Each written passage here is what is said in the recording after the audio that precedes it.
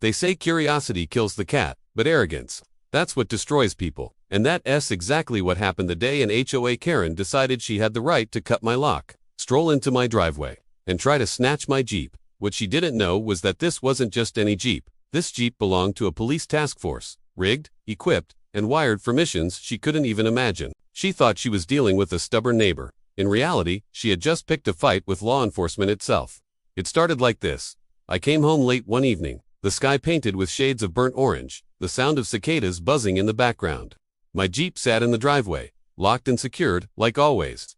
This wasn't your ordinary Jeep, it was a customized task force vehicle. Reinforced chassis, bulletproof glass, hidden surveillance gear, and communication systems that could link directly to command. On the surface, it looked like a rugged off-road ride, but under the hood, it was something far more powerful. A civilian would have no idea, and that's how it was supposed to be. But Karen, everyone knows, the type always had her nose in everyone's business. She ran the HOA like a kingdom, barking orders about lawn lengths, mailbox colors, and trash can placement. My Jeep, she had complained about it since the day I parked it there. It doesn't match the neighborhood aesthetic, she screeched at meetings. It lowers property values, she whined in emails. But when the letters and fines didn't work, she decided to take matters into her own hands. I didn't see it with my own eyes at first.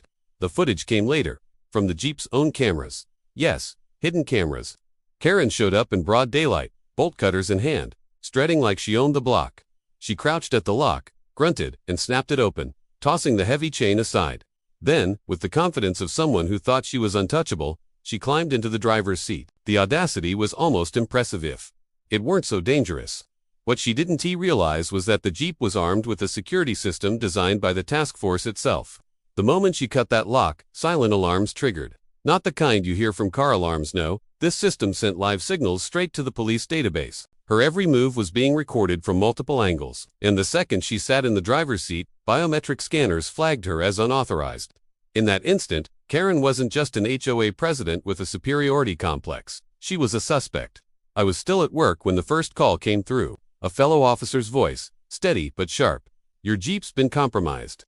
We're moving in. My heart pounded because I knew what that meant. If Karen kept poking around, she could stumble onto sensitive equipment gear that wasn't meant for civilian eyes. And if she tried to start the engine, the Jeep would lock her inside like a steel cage.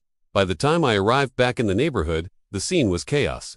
Karen's voice echoed through the air, shrill and furious. You can't do this to me. I'm the HOA president. She screamed, pounding on the inside of the Jeep's sealed windows. Flashing lights surrounded the street task force units had already moved in. Weapons at the ready, forming a perimeter around my house. Neighbors stood on lawns with phones out, recording as Karen screeched like a banshee, trapped inside the very vehicle she thought she could steal. The officers didn't rush. They let her rant, let her shout, let her show every ounce of her arrogance to the whole neighborhood. And then the lead officer approached, calm but commanding. Ma'am, he said into the loudspeaker, you are under arrest for tampering with government property. Step out of the vehicle. Karen's face froze. For the first time, she realized she was just breaking HOA rules. She had crossed a line that could put her behind bars for years. She stammered, tried to argue, tried to point at me as if I was the villain. It's just a Jeep. He's breaking HOA rules, she cried. But her words didn't matter anymore. The moment she touched that Jeep, she committed a federal offense. They pulled her out, handcuffed her, and read her rights as the neighbors watched in stunned silence. The same woman who handed out fines for lawn decorations was now being shoved into the back of a police cruiser. Some neighbors clapped. Some just shook their heads. But everyone knew one thing. Karen wasn't coming back from this. Later, when the dust settled, I reviewed the footage from the Jeep's cameras. Every second was crystal clear, her cutting the lock, climbing in, snooping around. Evidence so airtight that no lawyer could spin it into anything but guilt.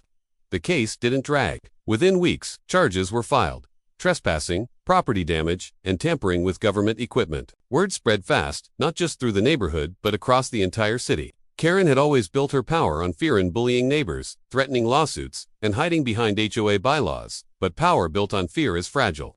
The moment she met real authority, it crumbled. And now, instead of leading her little committee, she was facing a judge. Her empire of pettiness reduced to nothing. As for me, I didn't have to say a word. The Jeep spoke for itself. The task force backed me. In the neighborhood, they finally understood why I never bowed to Karen's demands. I wasn't just some stubborn homeowner. I was the one person she should never have crossed. Today, the driveway is quiet. My Jeep sits locked and secure, chain shining in the sunlight, cameras watching. But every time I walk past it, I can't help but remember that day-to-day HOA Karen thought she could take what wasn't hers. The day she thought she was above the rules. The day she learned what real power looks like. And sometimes, when the street is still and the air is heavy, I swear I can hear her voice echoing faintly in the back of my mind, screaming from inside that Jeep. I'm the HOA president. You can't do this to me. But we did.